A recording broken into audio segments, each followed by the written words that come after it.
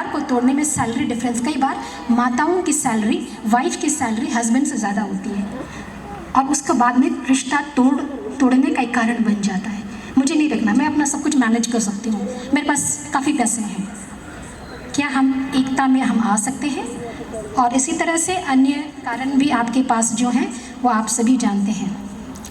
मंदिर में यीशु का खो जाना, लुकस का सुसमाचार अध्याय 2 पद संख्याएं 41 से 52 तक। देखो तो तुम्हारे पिताजी और मैं तुम्हें खोजने के लिए कितना परेशान हैं। बेटा, तुमने हमारे साथ ऐसा क्यों किया? क्या हम अपने बच्चों को खोजते हैं जब वे खो जाते हैं? कई रूप में वे भटक जाते हैं। मैं याद करती हूँ एक फैमिली को जिसका बेटा एक्सीडेंट होकर मर गया, जिसको कि मर्डर का रूप दिया गया बाद में। 2 दिन तक उनको पता ही नहीं, माता पिता को, वो उन्होंने देखा भी नहीं कि वो खाना खाने नहीं आया है। 2 दिन के बाद में पुलिस से वो इंफॉर्मेशन आता है, तब पता चलता है कि बेटा की मृत्यु हो चुकी है एक्सीडेंट में। एक भोजन के लिए नहीं आया, हम टोके उसे, खोजे उसे हम, और साथ साथ सोने के लिए आया है कि नहीं आया उसे हम देखें। और एक कारण है बच्चों में अभी मीडिया का नेगेटिव इम्पैक्ट ऑफ मीडिया का नकारात्मक प्रभाव हो सकता है। सोशल मीडिया का ज़्यादा वो शिकार हो रहे हैं आजकल, या तो हम इलेक्ट्रॉनिक मीडिया का हम बोल सकते हैं। कई हमारे यूथ जो है कि कम सो रहे हैं। एक यूथ को मैंने पूछा था कि आप कितने समय तक मोबाइल देखते हैं, तो उन्होंने 11 बजे तक देखता हूँ। एक दूसरे से मैंने पूछा तो सिस्टर मैं 3 बजे तक, सुबह 3 बजे तक देखता हूँ। 3 बजे तक देखते हो? कब सोते हो फिर? कब उठते हो? 6 बजे उठ जाता हूँ। 3 घंटे का स्लीप, मिनिमम 6 घंटे चाहिए बच्चे को सोने के लिए। आप नहीं सो रहे हैं हमारे बच्चे, पर्दा हटा के या तो नॉक करके बोले बेटा टाइम हो गया है, सो जाओ, कल उठना है। ये सारी चीज़ें जो कि हैं हमारे साथ हैं।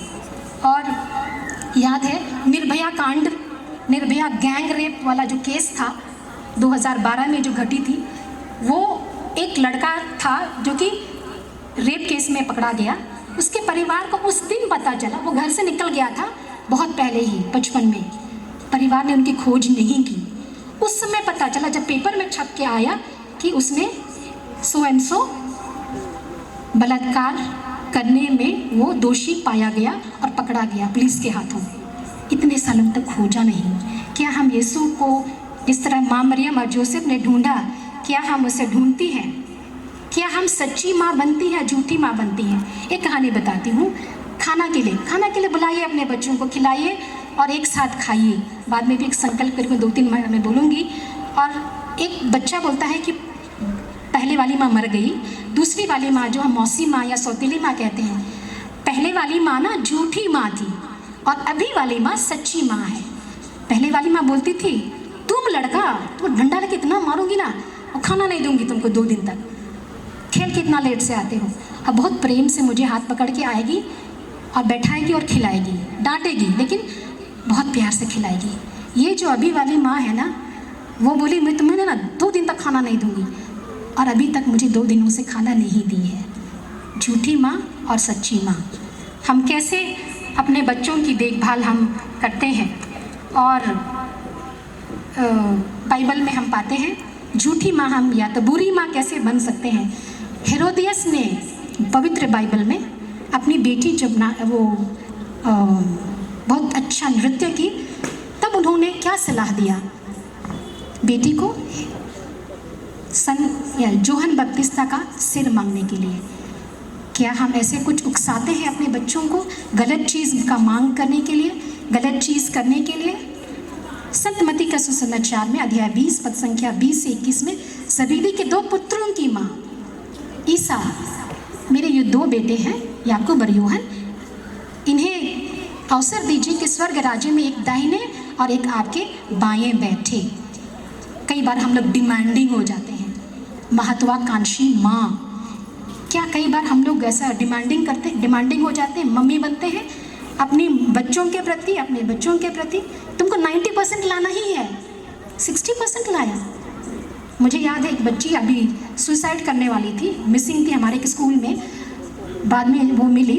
जिस दिन रिजल्ट हुआ वो फेल हो गई तीसरी बार तक। आज जब रिजल्ट के दिन उसकी मम्मी ने कहा तुम फेल होकर आई ना तो मेरे घर मत आना। फेल हो गई, वो कहीं और चली गई थी आत्महत्या करने के लिए। बाद में उसको पुलिस ने ये किया। क्या हम भी ऐसे कुछ डिमांड करते हैं? तुमको डॉक्टर ही बनना है, तुमको इंजीनियर ही बनना है, क्या हम ऐसा कुछ करते हैं? याद है, हम अगर बच्चा कमज़ोर है तो हम उन्हें बताएं कि क्या कौन सा तरीका अपनाएं।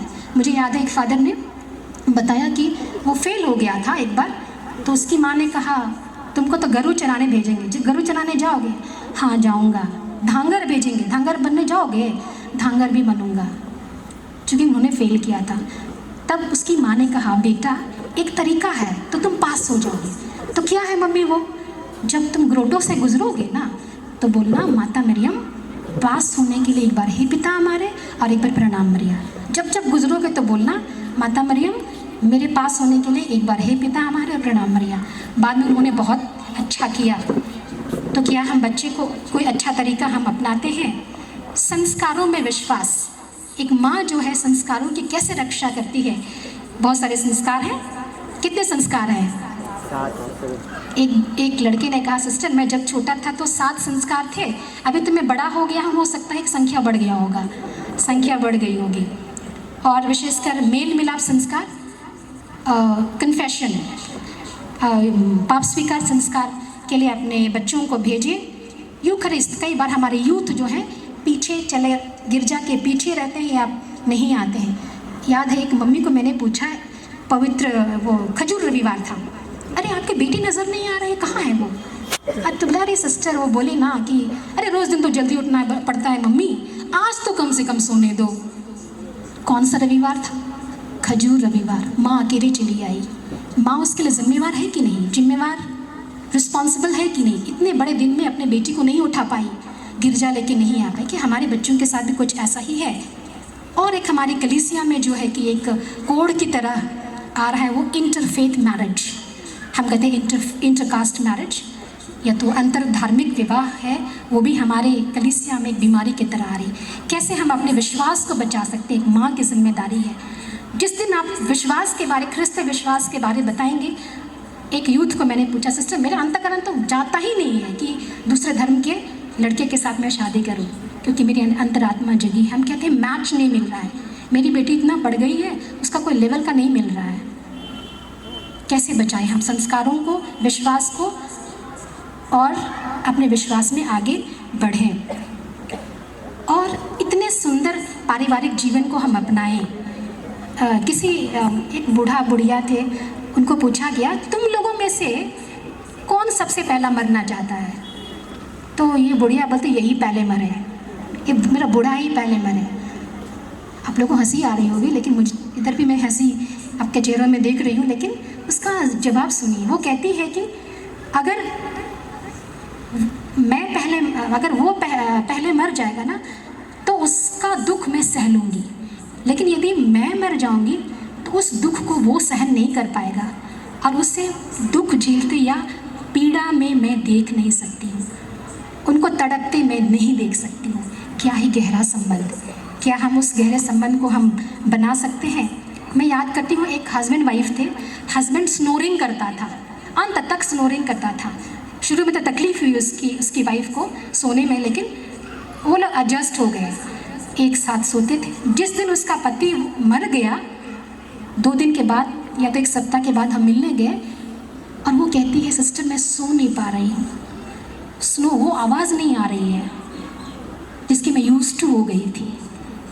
और एक दिल्ली में जब थी तो एक ख्रिस्त राजा का पर्व था, तो मेरे पीछे में एक दंपति थे। उसकी वाइफ इतना बेसुरा गा रही है ना, और उसका हस्बैंड इतना सुंदर गा रहा है, और उसके बेसुरेपन से मैं डिस्टर्ब हो रही और मैं गाना नहीं गा पा रही हूँ। मैं बोलती उसका पति कैसा गा पा रहा होगा, वहीं पर वो बेसुरा राग में गा रही है। अंतर है, लेकिन फिर भी हम कैसे एडजस्ट करते हैं, कैसे यूज्ड टू होते हैं और उसको हम आगे बढ़ाते हैं। और कभी कभी बुढ़ापे में भी मैं फैमिली कोर्ट में जाती थी, दिल्ली में पटियाला कोर्ट में, तो ठीक है यंग कपल्स आते थे ये के लिए, तलाक के लिए, डिवोर्स के लिए, लेकिन मैंने दो जोड़े को देखा ना जिसके सारे दांत निकल गए हैं। इस बूढ़ा के साथ तो मैं रहना ही नहीं चाहती, इस बुढ़िया के साथ मैं तो नहीं रहूँगा, हम अलग होना चाहते हैं। क्या हो जाता होगा, क्या संबंध, कैसे टूट जाते हैं संबंध। और कभी कभी बुढ़ापे में भी हम लोग एक्स्ट्रा मैरिटल रिलेशनशिप में चले जाते हैं। एक एज गुजरने के बाद में भी हम किसी और पुरुष, किसी और महिला के साथ चले जाते हैं, वह विचार करते हैं। कौन कहता है कि बूढ़े इश्क नहीं करते? सुने हैं ना आप लोग? कौन कहता है कि बूढ़े इश्क नहीं करते? फ़र्क इतना ही है कि उन्हें कोई शक नहीं करते, ऐसा कुछ बोलते हैं ना। और सिस्टर बोलिए कि टाइम होने वाला है। लास्ट है हमारा कल की आशा। कैसे हम कल की आशा हम बन सकते हैं एक माँ के रूप में, और एक कलीसिया को संभाल सकते हैं। आप माँ हैं, कलीसिया की भी माँ है, उनकी चिंता होनी चाहिए। कितने हैं यहाँ पर जो कि जिनके बच्चे 10 बच्चे हैं? किसी के भी नहीं। 9 बच्चे नहीं, 8 बच्चे नहीं, 7 6 नहीं है, 5 बच्चे नहीं, 4 भी नहीं, 3 बच्चे, कुछ लोग हैं 2 बच्चे, 1 सिंगल। अच्छा ठीक है, सिंगल चाइल्ड का ट्रेंड अभी आ गया है, तो हम 2 हमारे 2, अभी तो आ गया है। सिंगल चाइल्ड का भी ट्रेंड आ गया है। जब मैंने बेंगलोर में कहा कि हम लोग 5 बच्चे हैं, 5 भाई बहन हैं, तो मेरे क्लासमेट ने कहा सिस्टर 5 हो ही नहीं सकता है, कैसे हो सकता है हम लोग 5। कलीसिया की चिंता करनी है, और कलीसिया के लिए भी एक गिफ्ट देना है, एक बेटा और एक बेटी। हम 2 हमारे 2, कलीसिया के लिए और 2, 4 है ना। ईश्वर संभालेगा। आप माँ हैं, उनसे एक रिक्वेस्ट के रूप में मैं आज कहती हूँ कि आप ज़रूर आप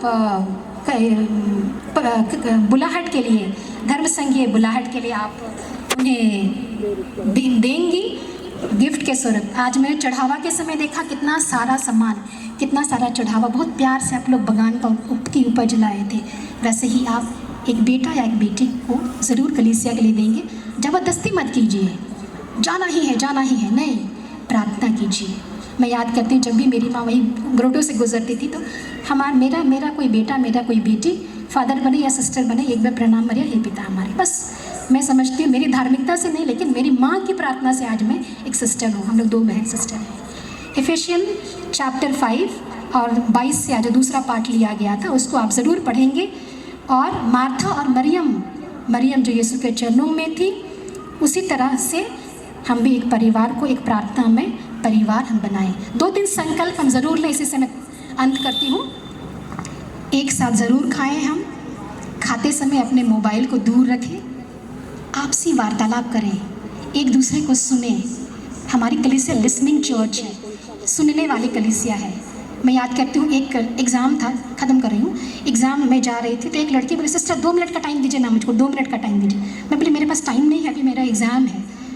जब मैं एग्ज़ाम दे के लौटती हूँ तो वहाँ पर लोग भीड़ जुड़े हुए हैं। मैं बोली ये भीड़ क्या है?